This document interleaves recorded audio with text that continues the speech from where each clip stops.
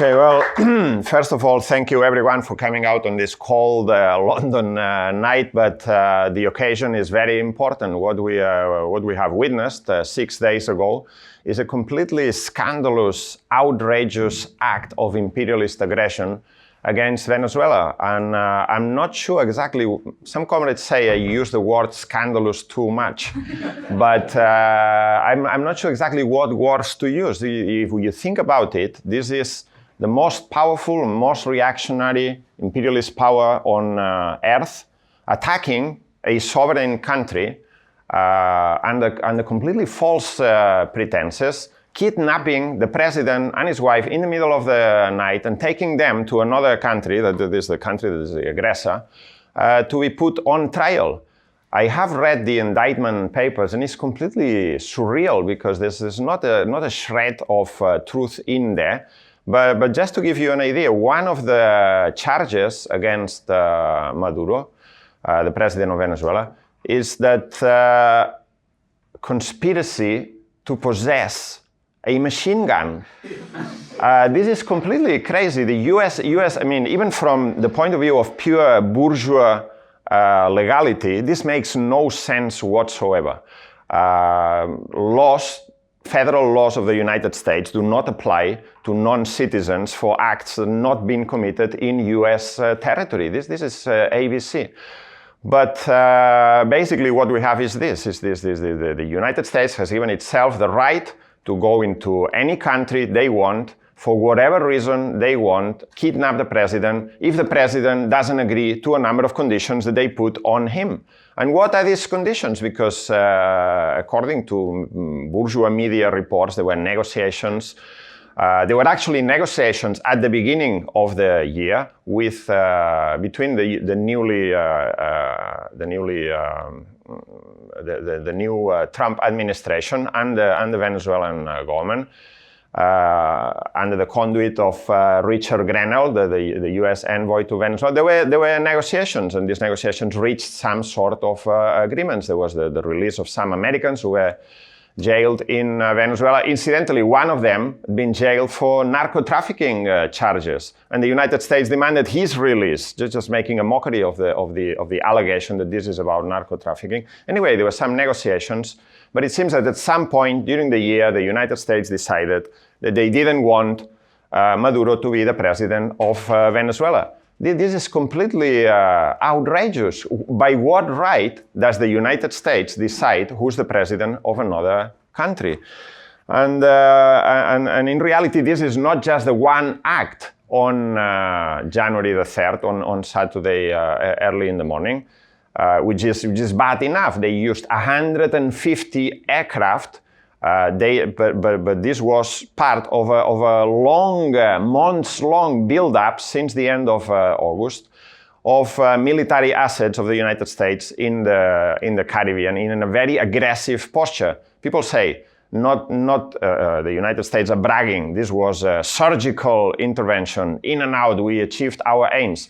But what they don't say is that already that we know of, between 50 and 80 people were killed in this particular operation, notwithstanding 100 people being killed already between August and January in these strikes on speedboats in the Caribbean and in the Pacific. Again, completely illegal and completely nonsensical from any logical point of view, or even from the point of view of pure bourgeois democratic legality. These people were on boats.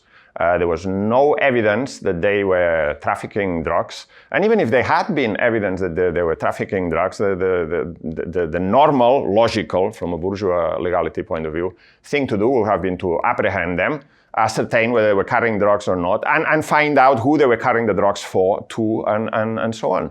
Gather some intelligence. No. This was an act of naked imperialist bullying in order to submit the Venezuelan government to the diktats of United States imperialism. Now, this is not even a 6-month campaign of massive military buildup. They now have about 20% of the US Navy in the Caribbean, including the USS Gerald Ford, strike carrier group, the whole carrier group, not just the aircraft carrier. This is the largest aircraft carrier in the US Navy and probably the largest and most powerful in the world. This USS Gerald Ford has more fighter jets on it than the whole of the Venezuelan Air Force. So just imagine the disproportion and the massive amount of military buildup, imperialist bullying. This is what this is.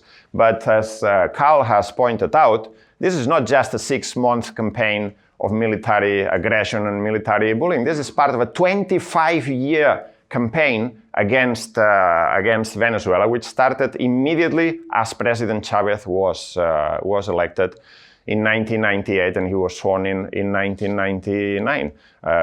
Some of us, Rob and myself, are old enough to remember the coup in 2002, a coup that was cooked, planned, funded, and organized from the United States Embassy, and the Spanish Embassy was a part of it. And it removed this president, had been democratically elected, and had a massive popular support. And ever since then, they've been trying to submit Venezuela to the direct diktats of U.S. imperialism. And by the way, the United Kingdom, the British government has been part of all these attempts all the way back to 2002. Even today, this is not generally known outside activist circles. The British government is withholding, what is it? 14 tons of Venezuela, what is it? 31 tons. 31 tons of Venezuelan gold, not far from here in the Bank of England by Monument, which is the property, legitimate property of Venezuela, the Venezuelan government, but it's being withheld under completely false pretenses. The original pretense was that there were two governments in Venezuela, the Juan Guaido government, which wasn't really a government. But Juan Guaido is no longer even pretending himself that he is a government. The gold's still in the vaults of the Bank of England. And the British government has played a big role in this whole thing. Incidentally, this is a bipartisan policy. It's not just Trump that's doing this. And, so the other day there was an editorial in the New York Times saying, what did they say? I can't remember. They say this is illegal and this is doesn't have congressional approval. They're just criticizing it because it's Trump that's doing it, but the Democrats did exactly the same thing throughout the 25 years. It was actually President Obama who issued in 2015 an executive presidential order that said, listen to this, it said, Venezuela poses a serious, and what's the other one? A serious danger to US national security. If you can imagine such a thing. It's the other way around, is the United States poses a serious danger to the existence of Venezuela and the self-determination, sovereignty, and the right of Venezuelan people to decide over their own future. And they twist everything. They turn it upside down. As I said, this is a bipartisan. In fact, the other day I had to laugh. Marco Rubio, I think it was on Sunday, he was asked about, why didn't you ask, shouldn't you have asked for congressional approval? This is an act of war. It is an act of war, in fact. And he said, well, but if we had asked for congressional approval, then the whole operation would have leaked because you can't trust people to keep a secret, blah, blah, blah. But then he said, but you're just criticizing this because Trump's doing it, because this is what many administrations before have done. Now, he's not wrong. Some people have said that this is an unprecedented, well, it is a very serious act of aggression that is completely outrageous, but it's not unprecedented. It's not unprecedented even in the particular form that it took. The United States have a very long history, 100, 150 years or more, of military imperialist interventions in other countries, overthrowing governments, killing democratically elected leaders, smashing, crushing revolutions in the most brutal way, particularly in Latin America. But also, they have some track record in kidnapping presidents. In 1989, 1990, actually on the 3rd of January, 1990, they kidnapped the president of Panama. Manuel Noriega, who was a CIA asset, had gone a bit rogue. He stopped fulfilling the diktats of the United States for whatever reason. He wasn't a progressive leader of any by any stretch of imagination. But he was taken. The country was invaded. Thousands of people were killed because the central command of the Panama Defense Forces was in a working class neighborhood in the center of the capital. And they went in, they set the whole place on fire. Thousands of people were killed. But Noriega was taken out on the 3rd of January 1990. In 2004, they kidnapped the president of Haiti, Aristide. And they took him away to South Africa, I think. And they removed him from power by military force. So this is not unprecedented. Let's not anyone be under any illusion that this is a particular folly of Trump. Although Trump has set his stamp to these events, and I will come onto that in a minute. This is completely outrageous, completely scandalous, and we are completely opposed to this. The position of the Revolutionary Communist International is very clear. We stand unconditionally in the defense of Venezuela against US military aggression. And there's no ifs or buts. This is our position. This is a struggle between the most powerful and most reactionary imperialist country on the planet against a sovereign country. And there's no two ways where you can stand. You stand with the oppressed against imperialism. Furthermore, we are for the immediate release of Nicolas Maduro, who is, as he said, in his court appearance on when was it on Monday, I think, he said, "I'm a prisoner of war." The United States has no basis, no legality for judging him, and he's the head of state, the sitting head of state of a country. He has immunity from prosecution in a federal court of law in the United States. Furthermore, none of the excuses or justifications that the United States has given for carrying out this military aggression against Venezuela stands any scrutiny. They started by talking about narco-trafficking. But everyone knows, I'll repeat it, everyone knows, the CIA knows, the DEA knows, the Drug Enforcement Agency in the United States knows, the United Nations, everyone's issued statements saying, well, first of all, we know, everyone can realize it's a very logical thing. Fentanyl doesn't come into the which has been used as an excuse for this, fentanyl doesn't come into the United States via Venezuela. It's not manufactured in Venezuela. It's not transported from or through Venezuela. It has nothing to do with Venezuela. It comes from many other countries, including the United States itself. This is a separate story. It has nothing to do with Venezuela. There's no grounds for this allegation. The Cartel de los Soles. They just said it doesn't exist. They changed the indictment papers a week ago, and now they say this is not really an organization as such. That's what it says. Read the indictment papers. It doesn't say it says it's not an organization. It's a slang term for corruption in the high echelons of the. We said this all along, but they said the opposite. They said no. The Cartel de los Soles is an actually existing narco-trafficking organization, and they designated this as a terrorist organization in order to be able to give some semblance of I don't know, legality or cover for this military intervention. And they just now said it doesn't exist. Cartel de los Soles doesn't exist. Cocaine is trafficked into the United States mainly via Colombia, via Ecuador and Peru. That is through the Pacific route, not through the Caribbean route. And the cocaine that's trafficked into the United States via the Caribbean is mostly through the Colombian coast. And in any case, narco-trafficking at a large scale doesn't take place through small fishing boats, which can't reach the coast of the United States. Someone said, a US senator, I think it was, said, for one of these small speedboats to reach the United States shores, it will have to refuel 20 times.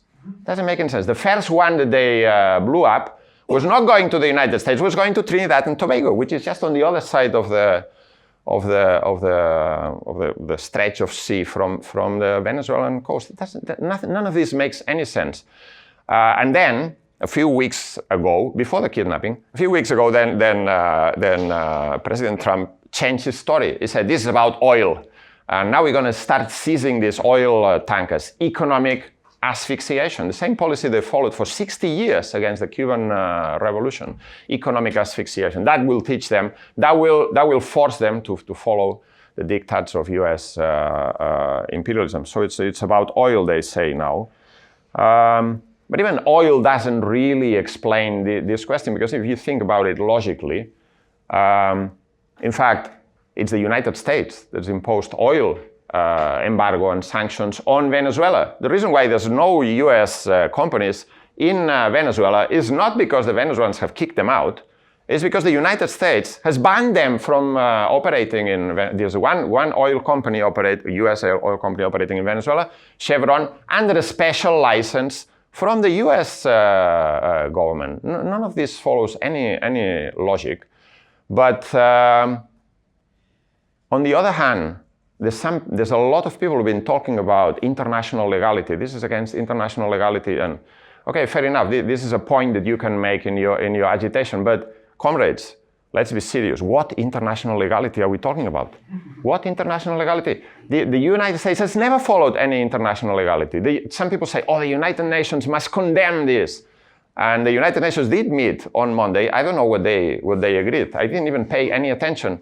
What does anyone know what they agreed? I don't know. Did they agree anything? Even if they agreed something, it doesn't really matter. The United Nations has passed for the last 20 years, has passed every year, the United Nations General Assembly has passed a resolution against the US blockade on the Cuban Revolution. Every single year. And right now, at the beginning, there were more countries that were abstaining. Right now, I think there's only about 3 or 4 countries, depending on the years, that vote against this. United States, Israel, some small countries in the Indic Ocean, or Pacific Ocean, I think, and Ukraine from time to time also votes with the United States.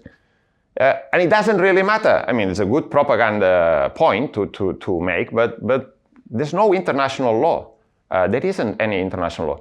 I'm old enough to remember the first Gulf War in 1991. That war was passed by a UN resolution. But the following one, in 2003, they didn't have the approval of the United Nations. They went in anyway. They formed the so-called coalition of the willing.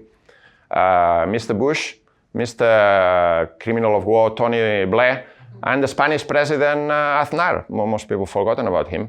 But anyway, the coalition of the willing, they just went in and invaded another country, killed the president, and took control over everything they could. And then they were bogged down for how long?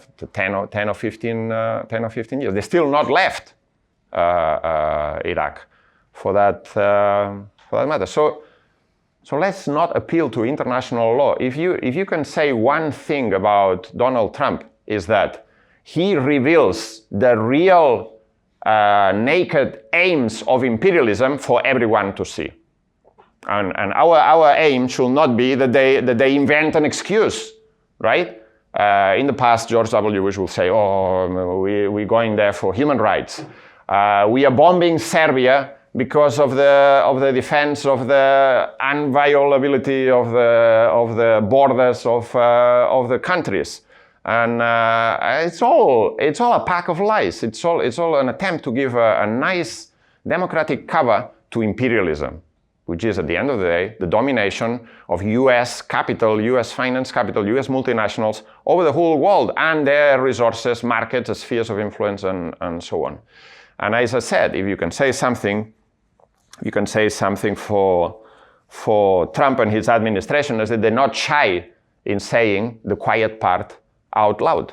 I watched, I said I didn't pay attention to the United Nations, but I watched a clip of Mike Waltz, the US ambassador to the UN, and he said it quite clearly. He said, it's on my Twitter feed, I cut it out and put it up because it was so striking. He said, we cannot allow, this is our hemisphere, he said. We cannot allow the country with the world's largest reserves of oil to be making business with the United States adversaries. That's it. That's the reason. It's not even oil itself. I mean, oil plays obviously a big part. This is the country with the world's largest reserves of proven reserves of oil. But it's not just oil in itself. It's the domination, it's the attempt to reestablish the open and naked, complete domination of the United States over what they consider to be the backyard, right? And they've said that. They're not hiding it. They've said it in a little document, which is called the National Security Strategy, which was published, I can't remember, at the end of November. I think it was published on the 2nd of November. 2nd of November. And it says very clearly, does it say? Page 15. After years of neglect, the United States will reassert and enforce the Monroe Doctrine. If you know, the Monroe Doctrine in 1823 was summed up in this sentence. It says, America for the Americans. That is, the American continent should be for US imperialism. At that time, US imperialism wasn't very strong. In fact, it's debatable whether it was imperialism. But anyway, it was the attempt to keep out European powers from the American continent. And that was a rising capitalist country before it became fully imperialist.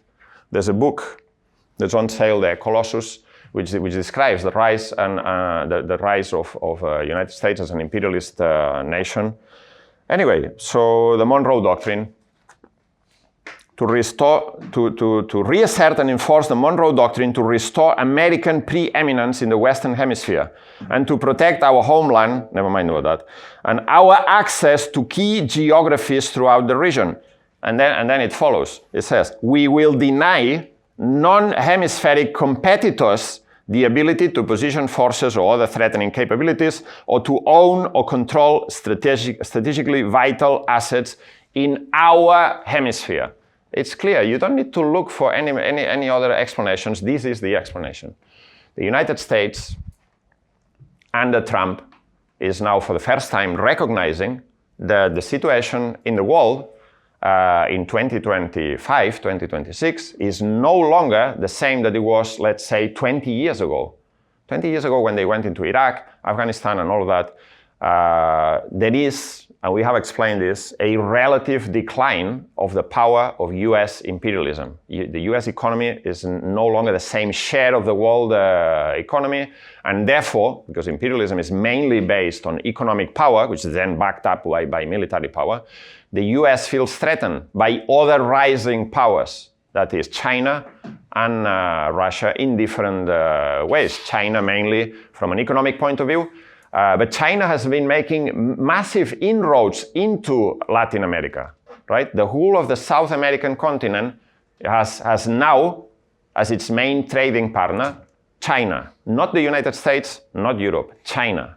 Right? China's been investing large amounts of money in different parts of the continent, in infrastructure projects, in telecommunications projects, and also through trade. It's become the main trading partner of a whole number of South American countries. It's a bit different in Central and North America, Mexico and Central America, because obviously they're more linked to the United States. But the United States feel that this is a threat to its national security, and they want to kick out non-hemispheric, I don't know who's running this electricity supply here, whether it's a foreign non-hemispheric power. Anyway, that's what they want. This is the design of US imperialism. They're saying, look, we can't police the world. We're not in a position to continue these forever wars that they say. We can't really be bogged down in threatening everyone. We need to concentrate on our main enemy. They consider the main enemy is China. The main rival to the United States power is China, they consider. And in order to do that, we need to re-strengthen ourselves in our own hemisphere. In order to be able to project our power further, we need to do that. That's why this is not just a threat to Venezuela. In fact, it's not a threat to Venezuela, it's an actual action, aggressive action against Venezuela, but it's also a threat. You've seen it in the statements in the last few days. It's a threat to Colombia, very serious threat to Colombia. It's a threat to the Cuban revolution, quite clearly, but it's also a threat to Mexico, where you have a government that's saying, no, we have a very good relationship with the United States. Anything you ask us to do, we will do it. But still, they're threatening that government to ensure maximum compliance. And also Greenland, right? He's just said, we're going to take Greenland in about 2 months' time. Never mind the fact that Greenland is part of a NATO country. Doesn't care about that. What's his name? That idiot, arrogant bastard, Stephen Miller. He said, listen, it's not my wife who's produced this meme about Greenland, the Greenland map of Greenland with the U.S. flag. This is presidential policy. If you haven't been paying attention, we will take over Greenland by any means necessary. And they ask him, yeah, but Denmark is part of NATO. And he says, do you think anyone's going to go to war with the United States over Greenland? He said,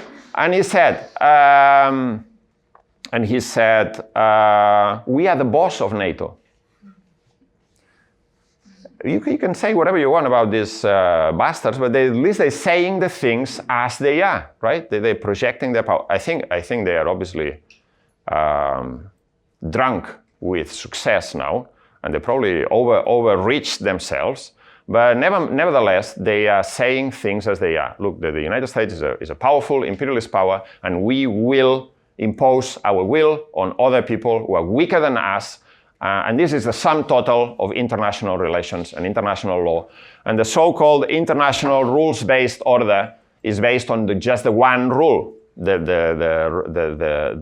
power of the mightiest rules and carries the day. And now you have it there, completely out in the open, written in the document in black and white, and repeated by the spokespersons of U.S. imperialism. This is the situation, and we need to be aware that this is the situation and the implications that this has. But as I said, this is an important point. We're having a discussion this morning, and Comrade made a very interesting point that if you're talking about the Monroe Doctrine, in fact, it's not so much the Monroe Doctrine, but rather the Roosevelt corollary.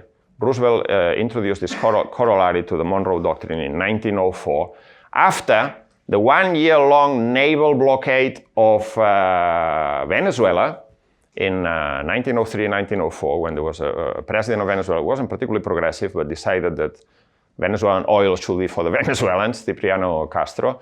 And the European powers, not the US, the European powers carried out a naval blockade of Venezuela to submit Cipriano Castro. Anyway, after this, the United States issued the Roosevelt corollary, which says, more or less says, that if any countries in Latin America, civilization is threatened, there's the fig leaf that they used at that time, we reserve our right to intervene and police and act as a policeman for the whole of the continent. As Roosevelt said, speak softly and carry a big stick.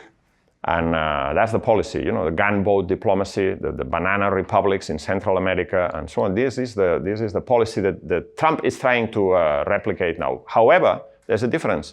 The difference is that at the beginning of the 20th century, the United States was a rising military imperialist power that was about to come into conflict in the decades to follow with the rest of the world and dominate the world, come out of the Second World War dominating the world. But now it's different. Now United States is not in the same position. This is a system in crisis. An imperialism in decline, which doesn't make it less dangerous, because it's still the most powerful imperialism in the world, but it's not as powerful as it was 10 or 15 years ago. And this shows, and they're trying, or at least Trump is trying to pivot their foreign policy in a different way. It says in the document, it says, we will move our military assets from the Mediterranean to the Caribbean. And so they did. And this is the first implementation of this policy that's written in that document. Now, what will happen now? This is an important question. What are the perspectives? What's next for Venezuela? Now, as it always happens when there's military interventions of these kinds, there's lots of rumors and speculation, and I think that we should just stick to the facts, right? And the facts are this. The United States say that they are now running Venezuela. However, in Venezuela, there is a government. This is basically the continuation of the previous government. They removed the president, and now the vice president, Delcy Rodriguez, is now the acting president. It's according to the Constitution of Venezuela. If the president is absent, for whatever reasons, vice president takes over. And there is, and Delcy Rodriguez is the vice president. But what is the, I mean, this we will see. This fog of war will be clarified a little bit in the next few days, as we speak, in fact. So today, last night and today, US administration has said that they have reached a deal with Venezuela to seize 30 to 50 million barrels of oil, which the United States will sell in the world market at market prices, and the money will be controlled by the United States. Trump said, for the benefit of the Venezuelan people. You believe that, you believe anything. But today, what's her name? Can't remember her name. The spokesperson, the White House spokesperson, Kate, can't remember. What? Caroline what? Levitt. Yeah, that's it. So Levitt, she said, for the benefit of the Venezuelan people and the American people. There you are, getting to there. But anyway, so the United States is seizing this oil. This 30 to 50 million barrels of oil is oil that's now mostly loaded on oil tankers outside the coast of Venezuela. Can't go anywhere because the United States is still blockading. In fact, as we speak today, the United States has seized an oil tanker called the Bella 1, which was being pursued, was being followed since the 23rd of December, I think it was, for 2 weeks, all across the North Atlantic. And then this oil tanker, a very large crude carrier, as they call it, which was empty, apparently. It was not carrying oil from anywhere to anywhere, being prevented from going into Venezuela, changed its flag and registered itself as a Russian oil tanker, right? And still, the United States went and apparently has now seized this oil tanker somewhere near Greenland, or near Iceland, I'm not totally sure, then the North Atlantic, and the government of the UK says very proudly they participated in this act of piracy. This is piracy.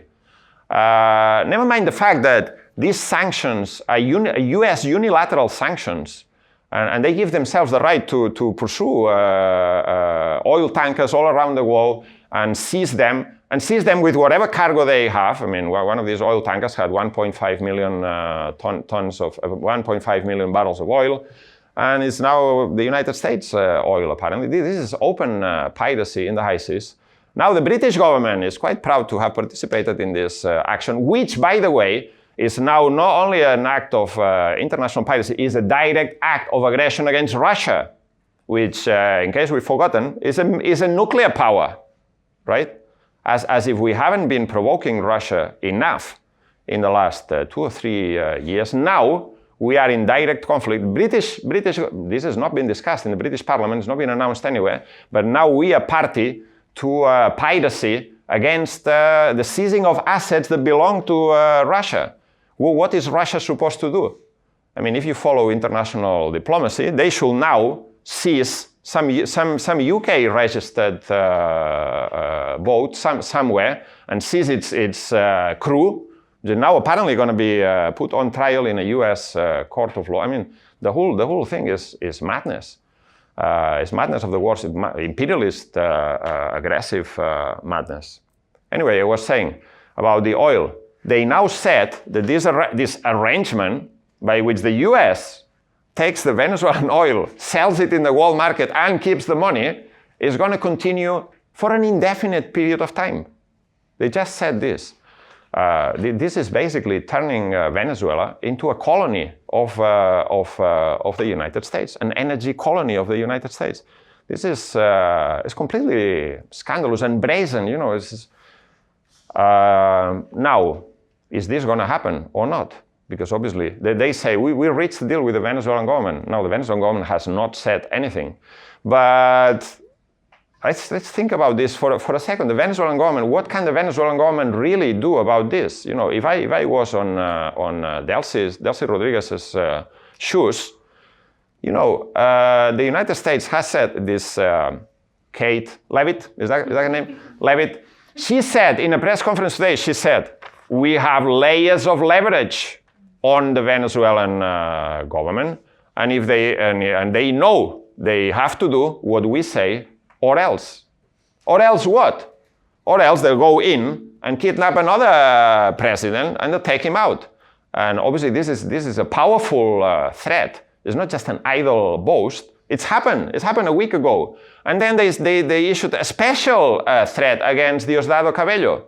Diosdado Cabello, if you step out of line, you'll also be removed. And they said to Delcy, they said, this is going to be worse than Maduro because you've been warned.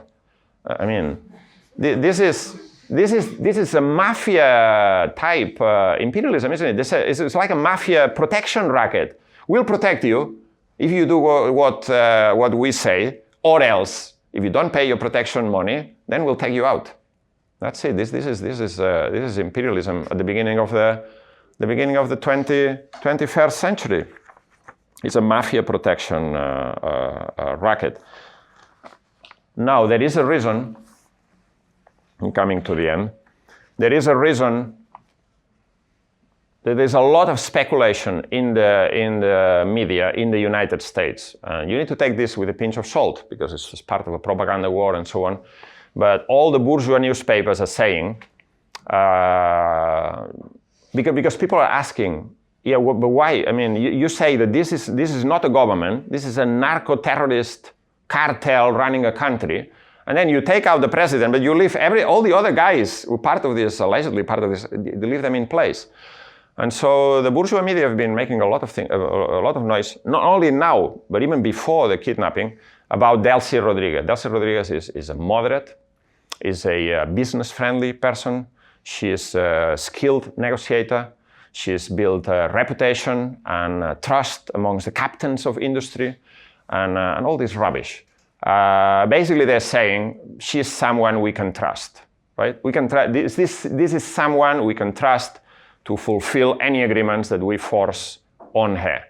Now, I don't know. I mean, I have my own opinion, but I'd rather we judge this on the basis of the facts, right? And on the basis that whether there was or there is now or before any deal between Delcy Rodriguez and imperialism, because there's an allegation in the Miami Herald. The Miami Herald is a very sus source, right? The Miami Herald is a very suspicious, so not trustworthy. But anyway, the Miami Herald said that Delcy Rodriguez had gone to Qatar to offer a deal to the United States, and this deal consisted in a negotiated transition led by Delcy Rodriguez. But wait a second, this was written back in October. And some people might ask, isn't this what's actually happening today? Isn't now a transition, this is what Marco Rubio said. This transition has 3 steps. First step, the stabilization of the country. Second step, the oil, which they're already taking. Third step, further down the line, maybe in a few months or years, there'll be democratic elections. They don't care about democracy, of course. But just for face-saving exercise. Anyway, so yeah, I don't want to speculate about Delcy, but we should be aware. This is not a meeting where we're debating the opponents of the Venezuelan revolution or anything like this. We are all comrades here, and we should also be aware of certain things, right? And I think that we shouldn't discount the fact that there has been some sort of deal, or that this government so far has moved in a direction, not the public statements, but the actual direction of this government is that they're talking to the United States, and they're talking now about, I mean, the United States says that they made a deal about this oil, right? The Venezuelan government has not denied that. Marco Rubio apparently had a conversation with Delcy Rodriguez on Saturday. Delcy Rodriguez has not denied that. There might be reasons why you wouldn't deny that, and you wouldn't, I mean, think about this. You are in the government in Caracas, and you've just been invaded, and the president kidnapped by the United States, you don't necessarily want to antagonize them any further, but I don't know, there might be a rationale for this. But there's a deeper thing behind this, and this is my opinion. I think that this we need to be fully aware of. And my opinion, I have followed the Venezuelan revolution for many years, all the way back to 2002. So that's 24 years now, 23 years and a half. And I have seen many things. And we campaigned a lot for the Venezuelan revolution. But my opinion is that today, or let's say in December, there was no Venezuelan revolution, right? There was a Venezuelan revolution. This Venezuelan revolution was slowly but surely reversed and asphyxiated under the leadership of Maduro for a period of over 10 years. And there were a number of turning points, right? One important turning point was 2018. In August 2018, the Venezuelan government introduced a package of monetarist adjustment, including a law which said that collective bargaining agreement could be superseded for reasons of economic emergency, which basically was used by the employers to say, okay, there's an economic emergency, we're no longer accepting these collective bargaining agreements. The gains of the workers were eradicated overnight. All the, how you call it, seniority payments and all the extraordinary payments, the wages were destroyed and so on. There was a process also of privatization of state-owned assets, some of which had been nationalized under Chavez. And this happened particularly after 2020 with the anti-blockade law that opened the way for that. The Trump and the bourgeois media complaining a lot about the nationalization of oil in Venezuela. Nationalization of oil in Venezuela happened in 1976. But the second nationalization of oil happened in 2007 under Chavez. Chavez passed the hydrocarbons law, which changed the contracts with the foreign multinationals that now had to be 60% Venezuelan-owned at least. And then the 2020 anti-blockade law opened the way for the reversal of this law. Now you could have joint ventures with majority foreign control, and some were established in some areas of natural resources with Turkish companies, Chinese companies, and other companies that were involved in that.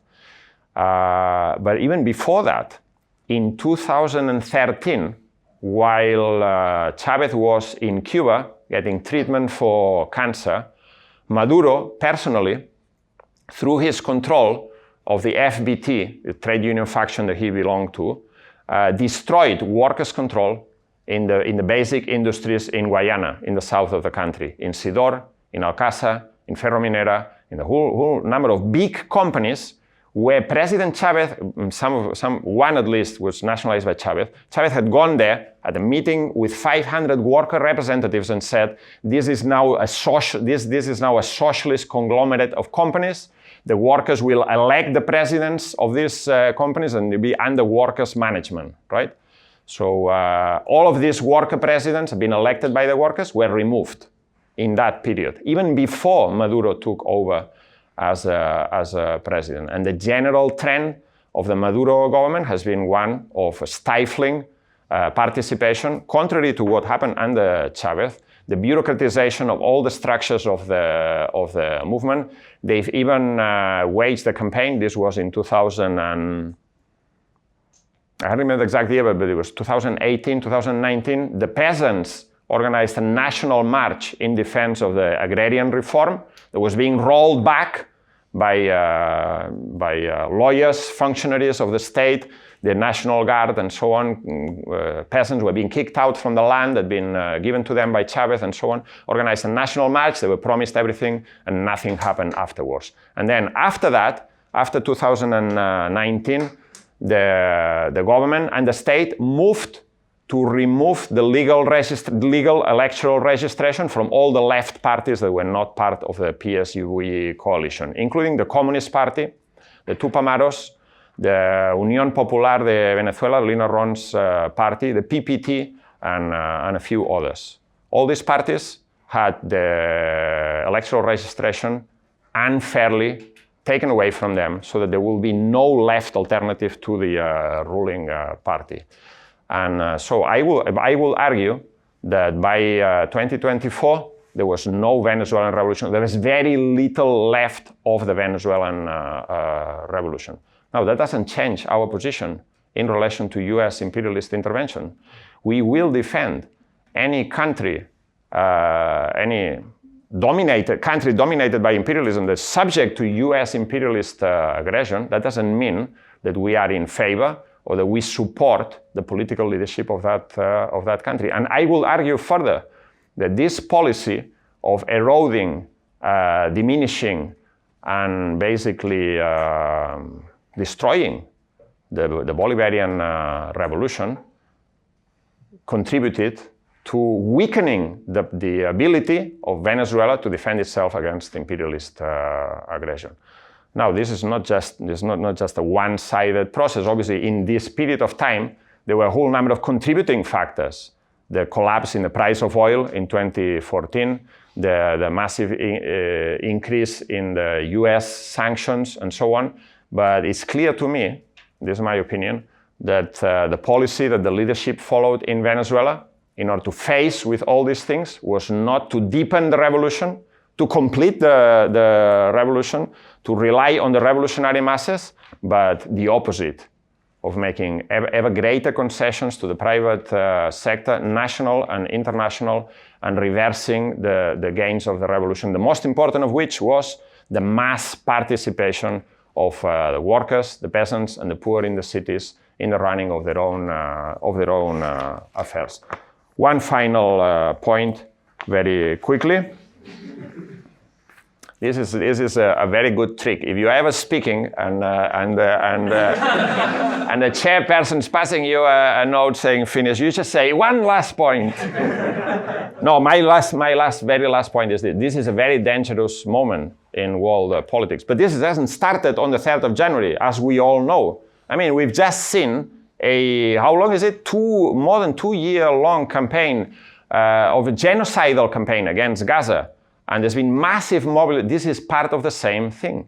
It's part of a capitalist system, imperialist system in crisis that can only deliver violence, oppression, war. The fact that there's now different, this is the point I wanted to make, the fact that there's now different powers in the world, that the United States is relatively in decline, doesn't mean that this makes the world more peaceful or makes it more easy for the oppressed people and working class to rise up and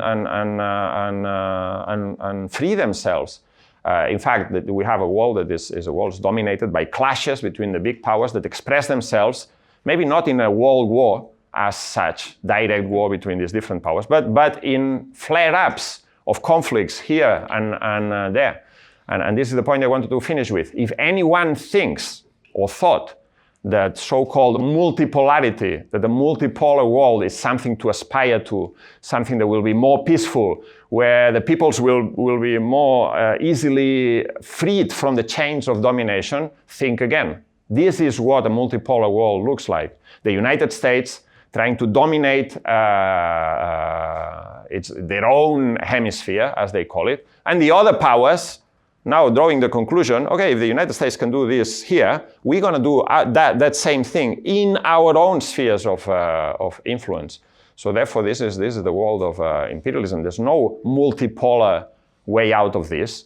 There's no recourse to international law or as the European powers are trying to say in the impotence. The only way forward is the struggle for socialism, for the workers and peasants throughout the world to rise up, take power, take command of the means of production, of the economy, and run society in the benefit of all, where we could create very easily a world of plenty for everyone instead of a world of oppression, violence, and misery for the many. Because this goes hand in hand with an increasing massive concentration of wealth at the top and misery at the bottom. So therefore, the only way forward really is socialist revolution. Socialist revolution here in Britain, socialist revolution in Venezuela, socialist revolution in Colombia, and so on. This is the only guarantee, or the only effective way of fighting against imperialism is the arming of the people. The people themselves, the working class masses throughout Latin America, making an appeal to the working masses in the United States. There are very many ties between the proletariat in the Latin America and the working class in the United States, many of whom are Latino, and are watching what's happening and they were very enthused and inspired by the Bolivarian Revolution. When Chavez went to the United States, he spoke in front of big crowds.